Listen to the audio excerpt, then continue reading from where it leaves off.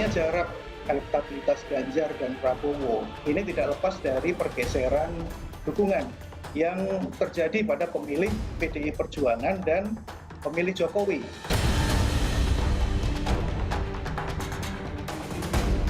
Apa yang disampaikan oleh Pak Anies punya diferensiasi, punya nalar kritis, punya ide gagasan yang kritis, dan insya Allah menjadi harapan kita bahwa publik akan menilainya sebagai satu rujukan untuk memilih Pak Anies untuk pemilu 2024.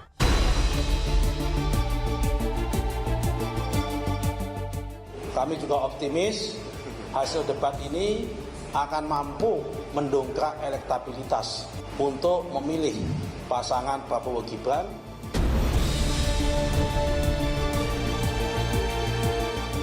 Sehingga dengan komitmen yang disampaikan oleh Pak Ganjar dan Prof. Mahfud, kami meyakini bahwa pemilih yang masih bimbang akan memiliki suatu pegangan terhadap komitmen dari Pak Ganjar dan Prof. Mahfud MD.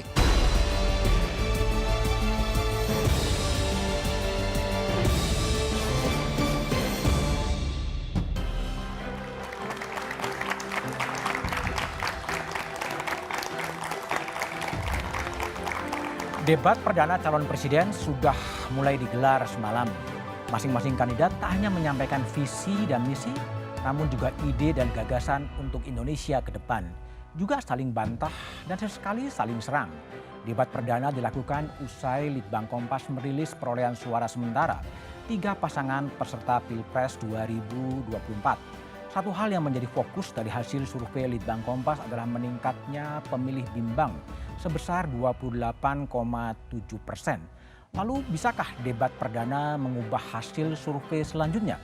Dan apa yang akan dilakukan masing-masing kontestan untuk menggait suara pemilih bimbang?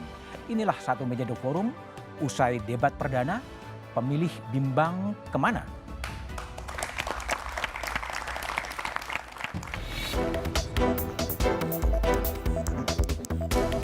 Hasil survei Litbang Kompas cukup mengejutkan. Bukan soal persentase pilihan responden terhadap paslon Pilpres, tapi juga angka pemilih bimbang atau undecided voters yang meningkat tajam hingga 28,7%. Ketiga paslon pun punya tanggapan berbeda terhadap survei Litbang Kompas. Dan itu juga artinya ada yang mulai memikirkan kemana ya saya harus memilih. Jadi suaranya belum stabil. Dan itu artinya hasil surveinya juga tidak bisa dijadikan patokan. Kita tunggu aja 1 bulan ini, 2 bulan ini progresnya seperti apa ya. Yang jelas survei tinggi, survei rendah kita tetap kerja keras. Tidak apa-apa, jadi sebenarnya ada survei-survei yang lain buat kami itu menjadi pemicu saja. Jadi kita tidak berkecil hati, tugas kita temui rakyat, langsung kita berkomunikasi dengan mereka. Di sisi lain, hasil survei dikritik karena hanya memotret popularitas dan elektabilitas paslon Pilpres. Karena potret hasil survei yang muncul gitu ya sejak beberapa bulan belakangan ini sebenarnya sangat khas. Dia tidak menyenggol soal apa yang seharusnya ditonjolkan, yaitu programatika gitu ya, dan juga apa yang sebenarnya menjadi kehendak publik gitu ya. Ketiga paslon juga diminta mempertimbangkan kampanye di media sosial guna menggait suara pemilih muda dan pemilih mula. Kalau kita lihat porsi pemilih sekitar hampir 60% ini pemilih muda dan pemilih mula, media sosial cukup melekat ya di mereka sehari-hari. Jadi kanal ini yang sebenarnya cukup menjadi perantara mediasi. Jadi rumusnya memang agak-agak susah dipastikan mereka yang sering turun lapangan ini akan meraih elektoral. Hasil survei memang bukan jaminan karena dia bisa berubah sesuai dengan dinamika di lapangan. Namun, hasil survei bisa dijadikan pertimbangan bagi para paslon untuk mengkaji dan mengevaluasi kembali strategi yang selama ini dilakoni guna meyakinkan para pemilih bimbang yang belum menentukan pilihan.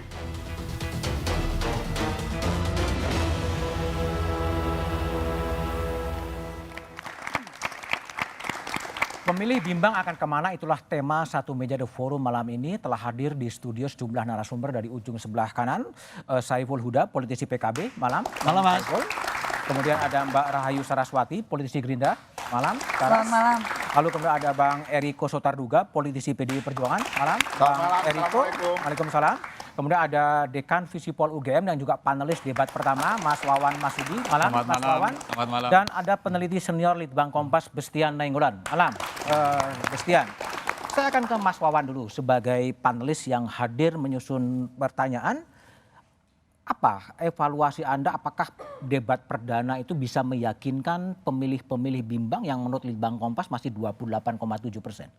Yang pertama, debat kemarin menunjukkan satu positioning yang sebenarnya semakin jelas antara satu kandidat dengan kandidat yang lain terkait dengan isu-isu yang selama ini menjadi perdebatan publik. Dan ini bisa dibaca dari kata-kata kunci yang muncul. Apa itu?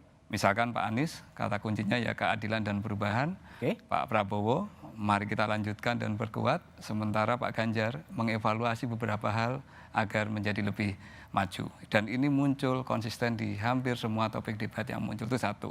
Yang kedua, debat kemarin juga menunjukkan bagaimana gaya politik dan gaya komunikasi serta mengemas persoalan yang sebenarnya dimiliki oleh ketiga calon kita. Untuk Pak Anies semakin tegas bahwa beliau memang sangat kuat mungkin dari sisi abstraksi dan konseptualisasi, namun kadang kurang membumi.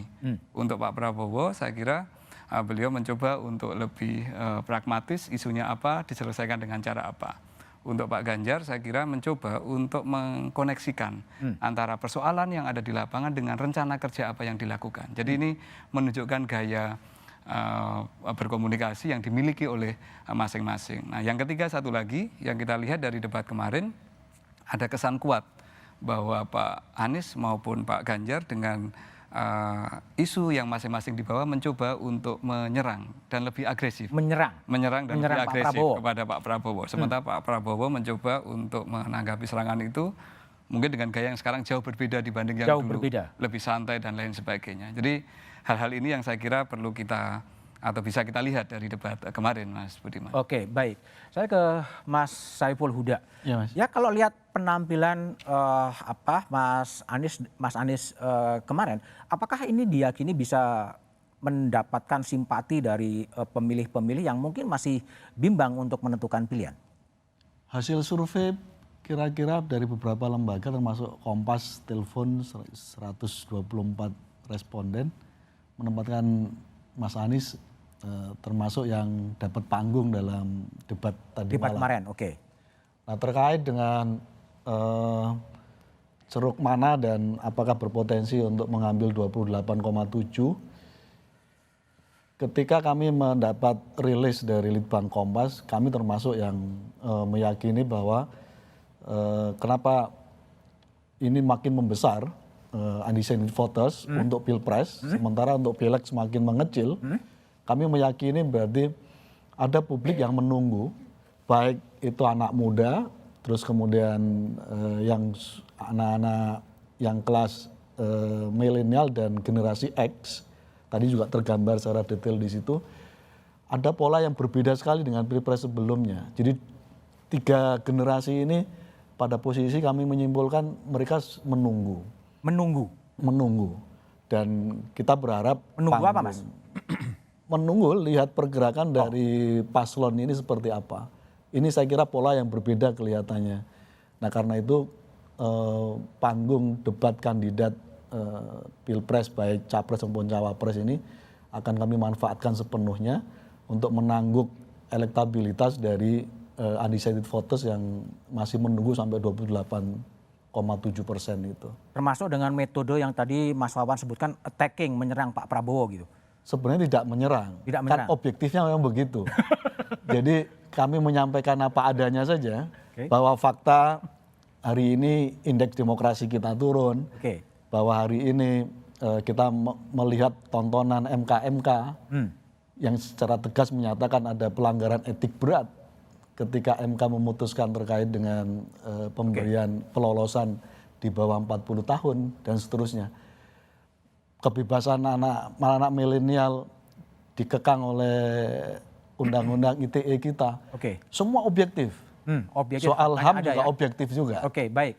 Mbak Saras, apakah memang panggung kemarin kampanye debat perdana itu memang merasa tadi ada serangan kepada Pak Prabowo gitu dengan isu MK, dengan isu soal hak asasi manusia? Justru kalau melihat hasil survei yang keluar beberapa waktu pas menjelang debat, kami akan sangat kaget kalau justru tidak diserang. Oh, tidak diserang. Sudah yakin bakal diserang? Sudah yakin bakal diserang. Oke. Karena memang ya kita semua, ini kan bukan hal yang pertama. Saya sebagai milenial udah 3 kali, 4 kali ikut pemilu. Ini bukan debat yang pertama yang Pak Prabowo juga pernah ikuti. Jadi hal-hal yang dimunculkan itu tidak mengagetkan. Tidak mengagetkan? Ya. Tapi Pak Prabowo ketika menanggapi salah satu capres mengatakan agak tendensius gitu. Ungkapan-ungkapan soal pelanggaran agak tendensius. Jadi ini memang serangan balik juga gitu. Atau gimana Anda lihat? Kalau serangan balik sih mungkin tidak ya. Tidak ya? Lebih kepada menjelaskan bahwa apa yang dipertanyakan kembali lagi itu seharusnya mungkin ditanyakan kepada calon wakil presidennya. Yang dimana beliau masih berperan sebagai Menko Polhukam. Jadi ini tendensiusnya pun juga itu seolah-olah salah satu hal yang bagaimana tanggapan beliau padahal beliau sudah berulang kali menjelaskan. Itu kan hanya menyatakan faktanya saja. Jadi sangat tergantung juga perspektif dari semua yang menonton. Tapi kembali lagi saya rasa apa yang beliau sampaikan kita semua tidak ada yang kaget karena ya beliau selalu apa adanya. Dan performa Pak Prabowo menurut Anda oke-oke aja dalam debat perdana kemarin? Saya rasa kita semua yang sudah mengenal Pak Prabowo sejauh ini tahu beliau tidak pernah bisa disetir istilahnya, disetting gitu ya. Jadi kalau dikatakan ada yang bilang wah jauh lebih santai. Lebih santai. Tapi ada juga bilang oh kok emosian gitu. Justru kenapa sekarang menurut kami ya yang mungkin dekat dengan beliau emosinya mungkin lebih terlihat lebih jelas. Itu justru karena beliau lebih santai. Lebih santai. Jadi merasa ya udah nothing tulus. Jadi apa adanya ya pokoknya saya akan sampaikan. Kalau bahasa milenial Gen Z-nya you be you gitu. You be you. Jadi beliau sangat genuine lah. Genuine. Gitu, ya. Oke, Bung Eriko. Ya. Tadi ada Mas Wawan juga mengatakan ada upaya untuk kemudian menyampaikan fakta objektif kepada Pak Prabowo dengan MK dengan isu hak asasi manusia. Ini juga bagian dari strategi yang dijalankan oleh paslon nomor 3. Sebenarnya kalau berbicara jujur, Mas Budiman dan kita semua yang menyaksikan Kompas TV maupun adik-adik mahasiswa yang ada di sini, ini kan sebenarnya fakta-fakta yang memang harus diungkapkan pada saat debat ini. Ini kan debat memang membahas masalah hukum, HAM, dan juga hal-hal yang berkaitan dengan itu. Nah, ini sebenarnya menarik. Apa yang dikatakan tadi oleh Mbak Sarah, itu juga oleh saudara saya Saiful Huda. Ini kan seperti pengulangan setiap 5 tahun, kan begitu. Nah, seharusnya ini harus dituntaskan. Itu yang disampaikan oleh Mas Ganjar. Bahwa sesuatu ini jangan dibuat seolah-olah tidak pernah selesai.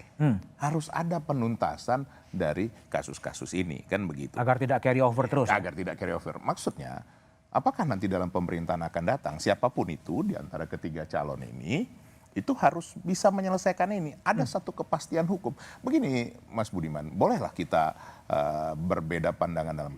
Apapun ceritanya, pemerintah itu harus bisa menjamin tertib hukum berjalan. Oke. Dan bagaimana tertib hukum itu adalah bagian dari kepercayaan. Kepercayaan bagi yang di dalam katakan di dalam negeri maupun yang dari luar negeri. Karena kalau ini tidak tuntas, itu yang membuat setiap orang ragu-ragu. Tapi gini, Bang Eriko, apakah memang ada kesan bahwa Mas Ganjar memang main aman ya? Karena memang tadi ya Mbak Saras katakan yang menjadi cawapres dari Mas Ganjar adalah Mahfud yang sekarang berada di Menko Polhukam gitu. Sehingga agak susah untuk... Nah tadi kan kalau kita lihat, coba nanti diputar kembali kan disinggung tahun 2009 kan. Nah Prof Mahfud kan baru 2014, bukan 2009 seperti itu. Dan kalau kita melihat kinerjanya Prof Mahfud sudah banyak yang disampaikan baik itu soal hukum, korupsi dan lain-lain. Tetapi kan tetap nanti setiap permasalahan ini harus pemimpin tertinggi yang menyelesaikannya. Nah nanti pemerintahan akan datang. Katakan kalau kami meyakini Mas Ganjar, beliau berani menyampaikan dengan tegas akan menyelesaikan hal ini. Apapun konsekuensinya. Nah ini penting sekali karena kenapa? Jangan hal-hal ini berulang lagi. Betul tadi yang dikatakan Mbak. Jadi masa setiap 5 tahun itu lagi yang disinggung. Masa setiap 5 tahun itu lagi yang disinggung. Lah katakan kalau nanti misalnya lah katakan sekarang belum, Pak Prabowo nanti 5 tahun lagi maju lagi terus nanti itu disinggung lagi, kan itu kan tidak baik juga. Artinya begini, itu bukan suatu hal yang kita senang untuk misalnya itu terus yang terjadi. Isunya. Iya, ini harus dituntaskan dan bukan hanya soal kasus HAM, Pak Prabowo atau lain-lain. Semuanya itu yang disampaikan oleh Mas Ganjar. Baik. Tapi yang menjadi pertanyaan publik adalah undecided voters yang 28,7% itu akan lari kemana dan bagaimana penjelasannya, tetaplah di satu meja setelah jeda berikut ini.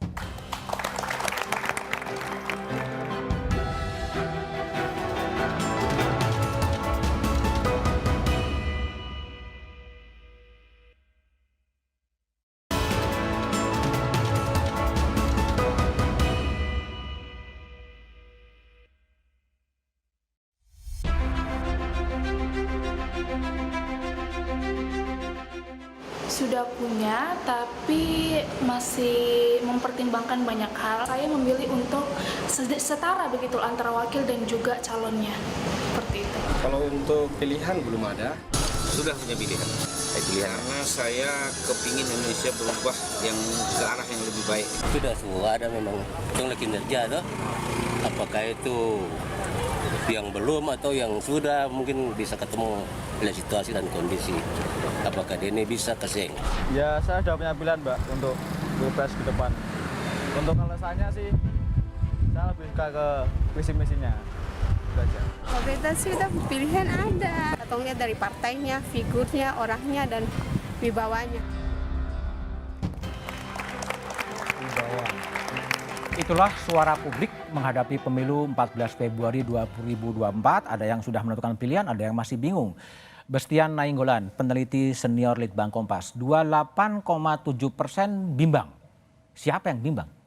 Yang bimbang adalah mereka yang memang belum memutuskan atau memang mereka yang memang tidak menginginkan ataupun tidak mau untuk mengikuti pemilu mendatang. Nah, tidak itu mau. gambaran besar. Nah, itu biasa tradisional ada terus-menerus.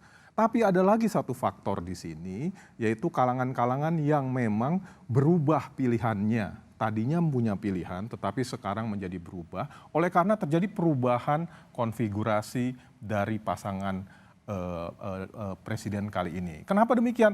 Karena dibandingkan, perubahan ini kan dibandingkan dengan survei yang kami lakukan di bulan Agustus 2023 lalu. Dan bulan-bulan sebelumnya biasanya itu selalu berada di kisaran 15-18%.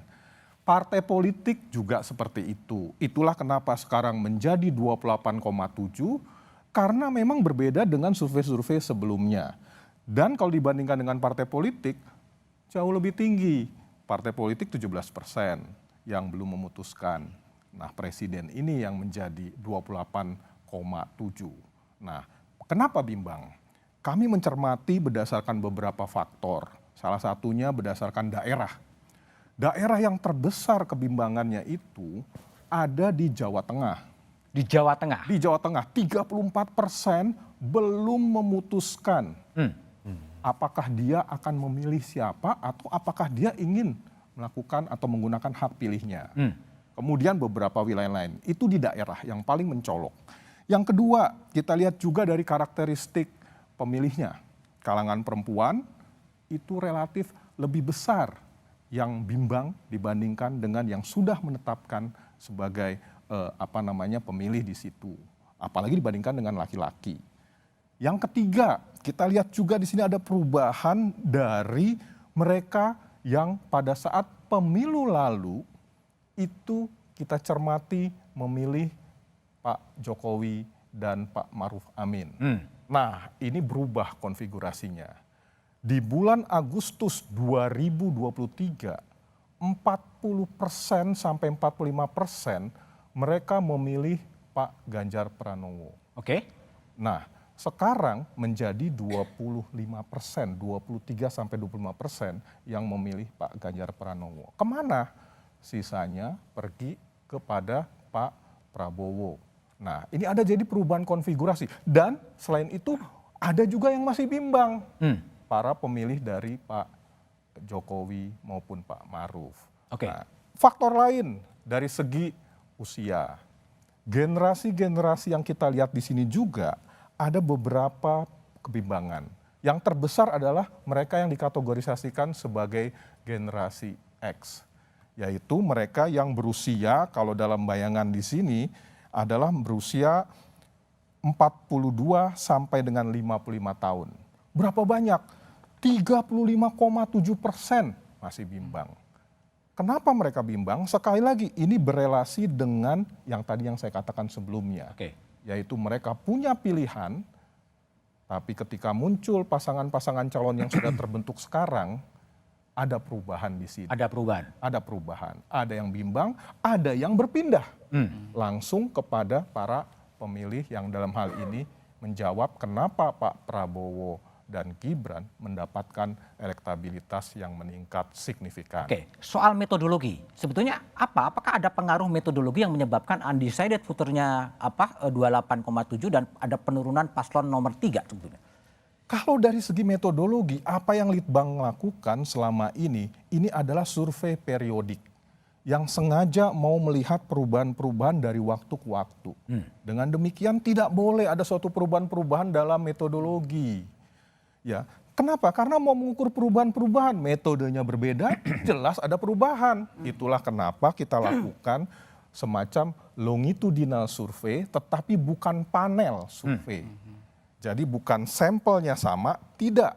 Tetapi dilakukan dengan cara dan metode yang sama walaupun orangnya berbeda. Beda dengan panel di situ. Dari situ kelihatan perubahan-perubahan dan menangkap. Ini yang membedakan, justru kita bisa memahami ketika ada perubahan konfigurasi politik makronya, disitulah terjadi kebimbangan orang untuk menentukan siapa yang akan dipilih. Dibandingkan dengan beberapa katakanlah penyelenggaraan survei yang kita lakukan tidak menggunakan metode seperti ini. Tapi singkat kata inilah yang namanya survei secara periodik. Dari sisi penentuan sampel, pengolahan data sampai pemuatan, itu adakah kemudian pengaruh-pengaruh di luar itu yang menentukan kemudian hasilnya menjadi begini atau begitu? Ya, ini banyak sekali dipertanyakan masyarakat. Ya, dan kami bersyukur, kami merasa senang karena kita tahu bahwa para pemilih, masyarakat, audiens kami memperhatikan apa yang menjadi bagian dari komitmen kami untuk menunjukkan kepada publik bahwa ini loh hasil dari survei yang kami lakukan secara independen. Nah, dikatakan secara independen dari segi pembiayaan, Harian Kompas yang membiayai secara total, bukan dari kubu nomor 2. Bukan dari kubu nomor 1, bukan dari kubu nomor 3, dan juga bukan dari kepentingan-kepentingan lain. Itu yang pertama. Yang kedua, yang kami lakukan ini adalah suatu metode yang terus-menerus kita lakukan dan kita uji terus-menerus. Bedanya dengan masa-masa lampau, setahun ataupun katakanlah dalam masa pemilu ini, teknologi mengubah.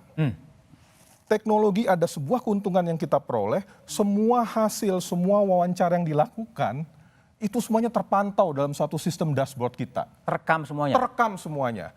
Koordinatnya, waktu wawancaranya, isi wawancaranya, karena kita menggunakan aplikasi yang memang terbiasa juga di tahun-tahun terakhir ini digunakan oleh lembaga-lembaga survei termasuk kami, yang menekan human error. Nah, dengan demikian kita tahu nih siapa yang sedang melakukan wawancara di mana dan kapan waktunya itu. Berapa menit itu untuk pertanyaan sejumlah yang kita tanyakan, nggak mungkin dia misalnya dalam waktu singkat langsung berubah warnanya. Ada problem di sana.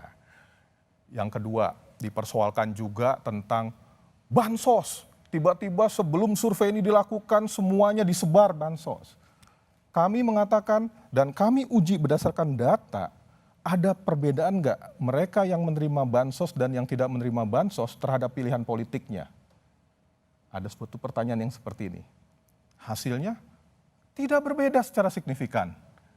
Jadi kalau konfigurasi jawabannya, yang pertama mendapatkan 15,sekian%, kemudian yang kedua 39,sekian%, dan yang ketiga mendapatkan 15% juga, menerima bansos maupun tidak menerima bansos, dan jenis-jenis bantuan lainnya, ada 3 jenis bantuan yang kami inventarisasi, tidak signifikan perbedaannya.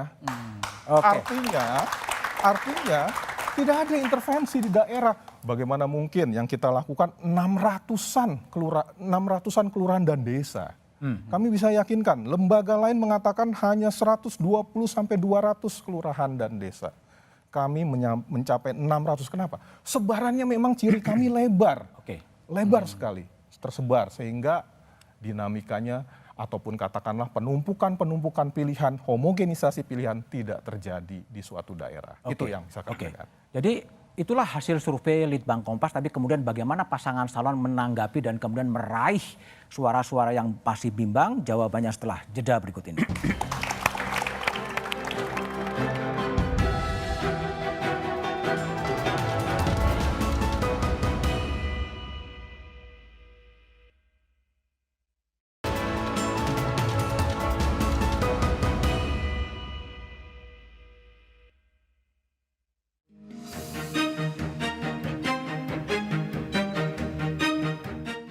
Pasti akan mempengaruhi, ya, karena visi misi mereka kan pasti ada pengaruh kepada ekonomi kita pun negara. Aku rasa tentu iya sih Bang, karena itu kan nunjukin mereka gimana mereka nyampaikan visi misi mereka. Aku bisa lihat dari perdebatan mereka, dari jawaban yang mereka. Kurang tahu juga melihat mereka bagaimana pemimpin. Omongan kan bisa, tapi tindakan yang perlu. Harusnya untuk para pemilih bisa lah terpengaruh dengan itu juga bisa, karena kan otomatis kita bisa melihat tujuan. Sebenarnya nggak berpengaruh untuk pilihan saya. Tetap akan Indonesia. Ya, tetap ke pilihan saya. Masih bimbang, nggak ada pengaruh.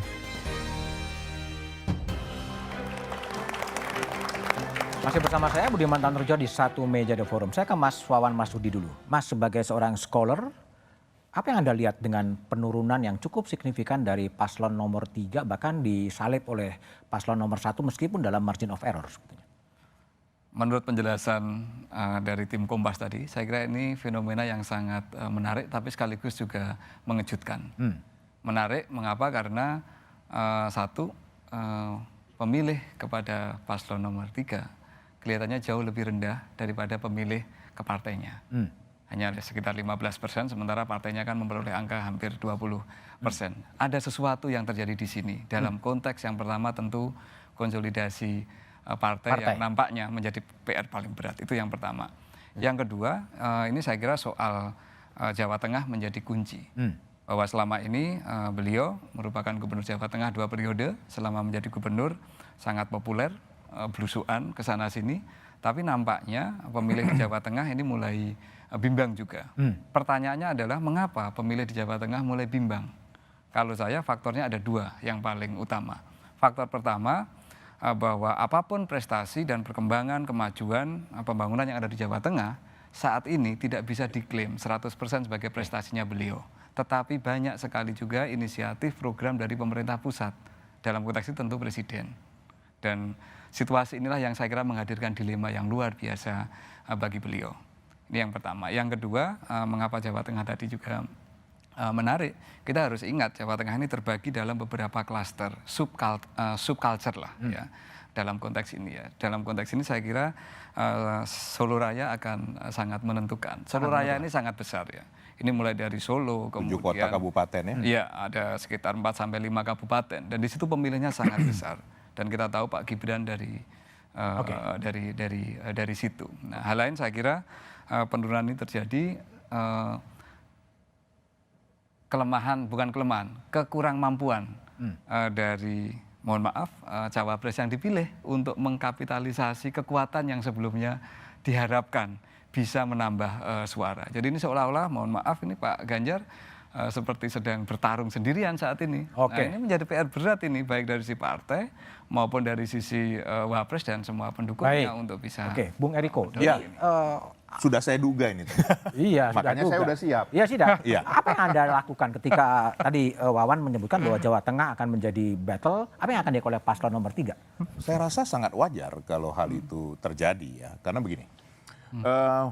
Hal transformasi dinamika yang ada Mas Wawan, Mas Budiman, dan seluruh pemirsa Kompas TV, itu pasti membuat kalangan pemilih ragu-ragu. Itu wajar. Wajar. Pak Bastian, itu benar. Apapun situasi politik yang terakhir itu tidak masuk di akal pikiran oleh manusia.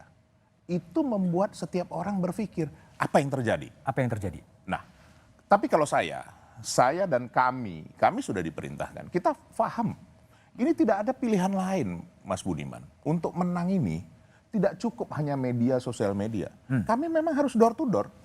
Untuk tadi itu, meyakinkan itu termasuk di Jawa Tengah. Ya enggak usah jauh-jauh, Mas Budiman. Hari ini saya keliling hampir 1.000 kakak. Di Petukangan Selatan dan Petukangan Utara. Saya ketemu fansnya Mas Budiman sama kita semua di satu meja ini, namanya Mas Agus nih di Petukangan Selatan. Ketemu sama ketua RT namanya Haji Nafis. Itu menyampaikan bahwa masyarakat butuh penjelasan. Apa sebenarnya yang terjadi saat ini? Nah, ini Jakarta. Apalagi Mas daerah. Budiman, apalagi daerah. Nah, cara mengatasi ini bagaimana? Tidak ada pilihan lain. Door to door. Door to door. Saya pribadi target sampai nanti selesai ini sekitar 70 sampai 80 ribu kepala keluarga. Dan semua caleg akan begitu? Semua caleg harus begitu. Oke. Di caleg di kami, di DPR RI ada 560, belum yang semua hampir 30 ribu. Simpel-simpel saja. Kalau 30 ribu ini bergerak, 20 ribu aja satu orang untuk dia bergerak selama 65 hari, 75 hari ini. Itu 60-70 juta, Mas. Oke, itu strategi yang akan dilakukan ya? Tidak ada pilihan lain. Tidak ada pilihan lain. Nah, menurut saya beda loh, Mas Budiman. Ini bahwa undecided voter yang 28,7 ini, Pak Bastian, tolong kalau saya ini dikoreksi, saya punya satu keyakinan, sebagian besar ini tidak terjangkau oleh sosial media dan TV. Kurang lebih hampir 20%. Nah, ini pasar yang luar biasa besar yang harus direbut. Dan satu sisi lagi, nanti Pak Bastian harusnya jelaskan juga, bahwa yang sudah menentukan pilihan itu, apakah tidak ragu-ragu juga? Kurang lebih masih bisa swing. Kurang lebih 40%. Oke. Nah, ini kami sekarang bersaing sama Mbak Sarah, sama Mas Saiful Huda memperebutkan ini. Oke. Nah, tentu Mas Budiman tanya, berapa sih targetmu, Eriko?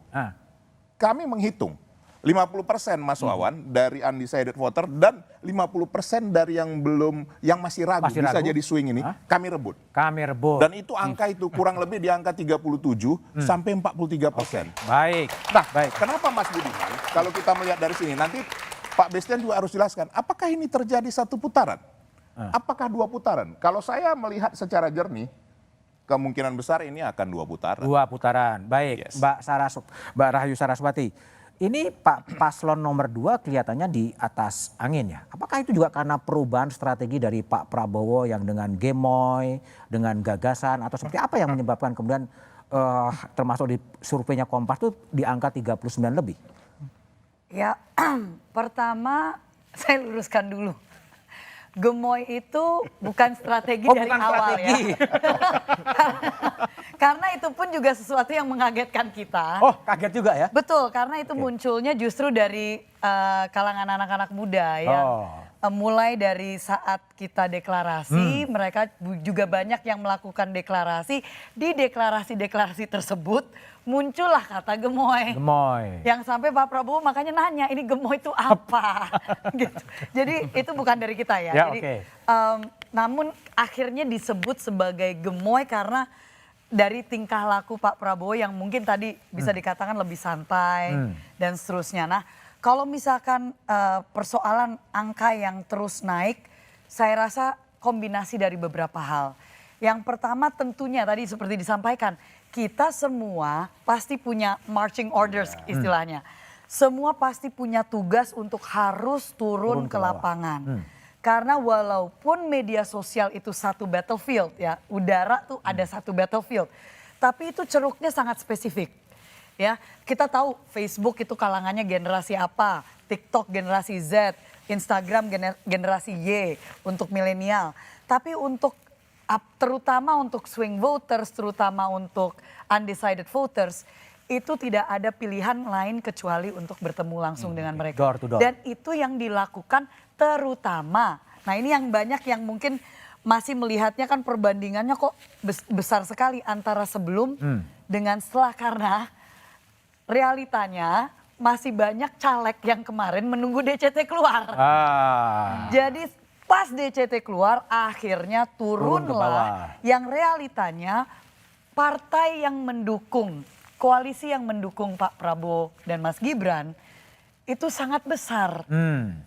Ada 9 yang bisa dihitung ya, termasuk semua partai-partai koalisi ini. dan bisa dikalikan jumlah caleg. Jadi dari segi Jumlah kalkulasi pintu yang digelar lebih banyak ya. Matematikanya ya kalau misalkan Wajar. dikalikan, apalagi dari partai-partai yang saat ini sudah di parlemen, itu kan 46%. Jadi kalau saya sih ngelihatnya logikanya aja. Oke, baik. Mas Saiful Huda, politisi dari PKB, kalau lihat dari survei dari Litbang Kompas, memang Mas Anies Muhaimin kemudian bisa menyalip. Apa yang Anda baca? Apakah strateginya yang berubah meskipun dalam margin of error ya? Strategi apa yang kemudian dikembang? Apakah tetap dengan tema perubahan itu bisa menggrab atau apa? Persis. Rakyat kita butuh perubahan, Mas Budiman. Kita bisa lihat situasi kondisi masyarakat di bawah. Karena itu temuan 28,7 tidak hanya soal konfigurasi, perubahan konfigurasi, kita berharap tadi kan kira-kira mayoritas di Jawa Tengah, tadi dideskripsikan secara baik oleh Mas Wawan. Mas Eriko tadi lebih mendetailkan lagi.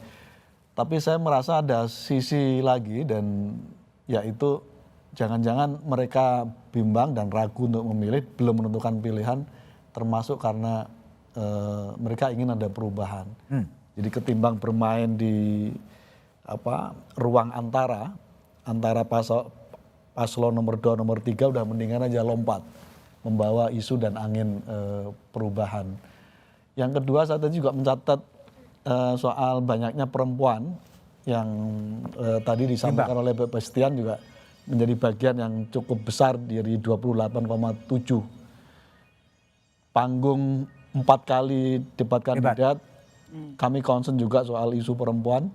Jadi kita berharap 28,7 undecided voters itu juga bisa lompat menjadi bagian dari agenda perubahan yang sedang diusung oleh pasangan Amin ini. Oke, baik.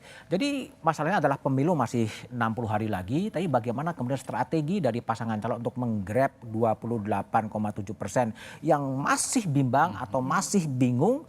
Jawabannya setelah jeda berikut ini.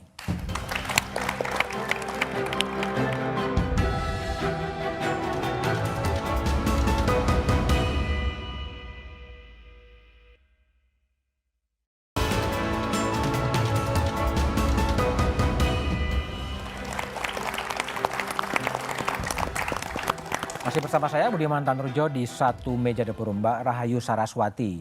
Selain door to door dari para caleg itu, strategi apa yang akan dilakukan oleh tim paslon nomor 2 untuk meraih suara-suara bimbang yang menurut Litbang Kompas 28,7%? Ya, saya sebenarnya agak kaget tentang tadi hasilnya bahwa justru generasi X, ya generasi X dan banyak perempuan yang belum menentukan pilihan, ya.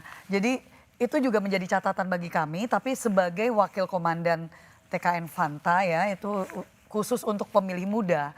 Memang kita punya strategi yang harus fokus untuk memastikan, yang saya rasa sebenarnya ini sama di semua paslon, bagaimana untuk memastikan anak-anak muda yang biasanya apatis untuk hadir pada hari H. Itu saya rasa tanggung jawab kita semua untuk memastikan pendidikan politik itu jalan, memastikan bahwa semua menyadari, apalagi karena apa? 56% pemilih adalah generasi milenial dan Gen Z. Harus menyadari dengan kekuatan yang sangat besar itu. Artinya kita punya andil yang sangat besar dan tanggung jawab. Oke. Ya kan, karena dengan semua orang, mau itu presiden, mau itu mahasiswa, mau itu profesor, mau itu petani, nelayan, guru, semuanya di hari itu sama kedudukannya dengan satu suara masing-masing. Jadi kita, saya rasa strateginya adalah untuk memastikan anak-anak muda harus datang di TPS. Ambiar boleh, golput jangan. Oke, Bung Eriko, jadi apa? Selain door to door ada strategi khusus untuk kembali rebound gitu? Ya, kalau dari kami sebenarnya sudah siap dengan hal ini dengan melakukan rumah ke rumah itu. Sudah jelas seperti itu. Karena kenapa? Simpel saja. Kepuasan terhadap Bapak Presiden Joko Widodo keberlanjutan itu kurang lebih 70 sampai 75%. Nah, itulah pasar yang diambil oleh pasangan pertama. Nah, selebihnya 70% lebih itulah yang kami perebutkan antara Mas Ganjar dan pasangan kedua. Sebenarnya simpel di situ. Nah, inilah pertarungan ini nanti yang paling menarik menuju ke 14 Februari. Tapi kalau saya boleh menduga, bukan karena nama saya Riko Sotarduga, tapi saya lihat memang ini akan terjadi 2 putaran. Dua dengan segala kerendahan hati. Nanti akan terlihat perbedaan-perbedaannya. Karena kenapa? Hasil survei Kompas juga, Pak Bestian, itu sampai tanggal 4 Desember. Baru 6 hari kampanye, fullnya baru 5 hari. Masih ada 70 hari lagi yang ini yang diperebutkan yang saya sampaikan tadi. Seperti itu. Baik, Bung Saiful Huda. Jadi apa langkah-langkah untuk menggrab pemilih-pemilih yang masih bimbang, strateginya? Satu, kita bersyukur ada fase di mana masih ada 28,7% masyarakat bimbang. Ini artinya pada fase demokrasi, saya berharap ini bagian dari pemilih yang masih mempertimbangkan calon mana yang akan dipilih berbasis pada visi, misi, dan programnya. Karena itu kami akan menjemput harapan dari kebimbangan ini bagi teman-teman dan Bapak Ibu yang ada di beberapa daerah. Kami ingin mendialogkan visi misi pasangan Amin, kami akan on the spot langsung di lapangan. Semoga ketemu di berbagai forum, nanti di berbagai tempat termasuk di Jawa Tengah tadi karena porsinya besar, di Jawa Timur juga. Kami ingin mendialogkan visi misi ini dan semoga pilihan Bapak Ibu dengan sekarang menunda untuk memilih dengan inisiatif voters 28,7 ini bimbang dan nanti akhirnya memilih pasangan pilihan. Amin. Baik, Mas Wawan, apa yang Anda evaluasi dari masing-masing pasangan calon untuk menggait 28,7% suara yang masih agak bingung lah atau bimbang gitu? Dalam sejarah Pilpres langsung kita 28% menjelang 60 hari menjelang masa pemilihan, ini jumlah yang sangat tinggi karena biasanya di angka sekitar 10 sampai 15%. Artinya apa? Ini akan bisa berakhir kedua trajektori, Mas Budiman. Satu, bisa akan memilih. Yang kedua, bisa tidak memilih. Bisa tidak memilih? Bisa tidak memilih. Nah ini gawatnya ini kalau yang 28 ini tidak memilih semua. Itu bisa 1 putaran tuh, karena kalau dihitung-hitung bisa langsung menang yang paling tinggi saat ini. Karena itu memang kita harus meyakinkan agar 28% ini nantinya tetap memberikan hak suaranya. Yang bisa dilakukan menurut pendapat saya, cara meyakinkan yang paling utama adalah dengan melihat secara lebih detail segmen-segmennya ada di mana.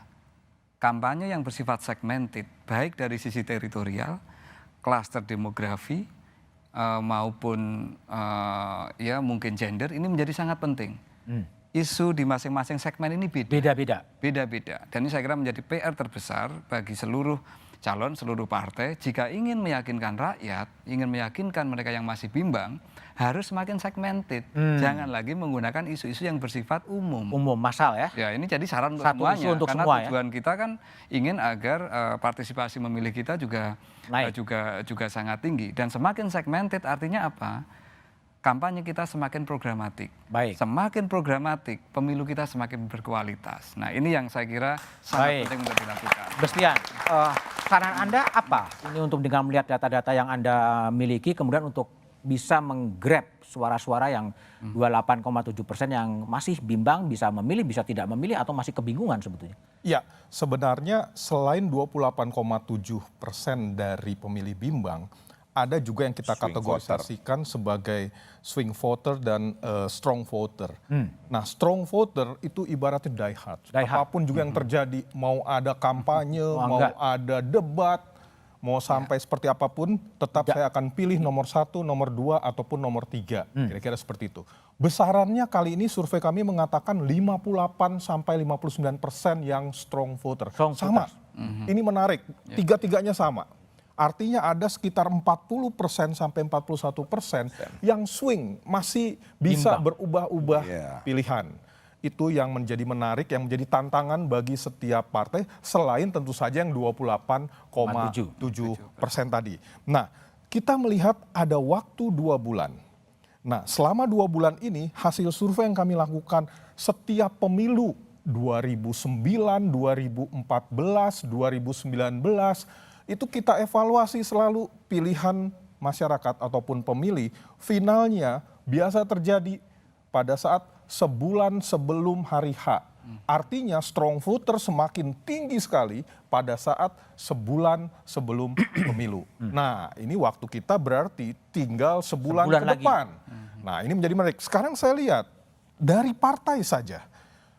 harus dikatakan saat ini dari partai-partai politik penyokong masing-masing paslon, itu PDIP, itu yang paling rendah, 58% yang soliditasnya terhadap pasangan nomor 3.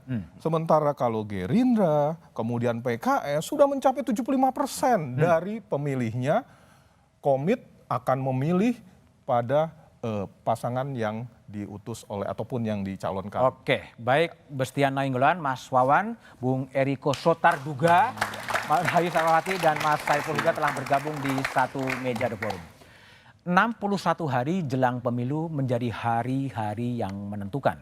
Temuan Litbang Kompas masih ada 28,7% pemilih bimbang akan menentukan wajah Indonesia ke depan.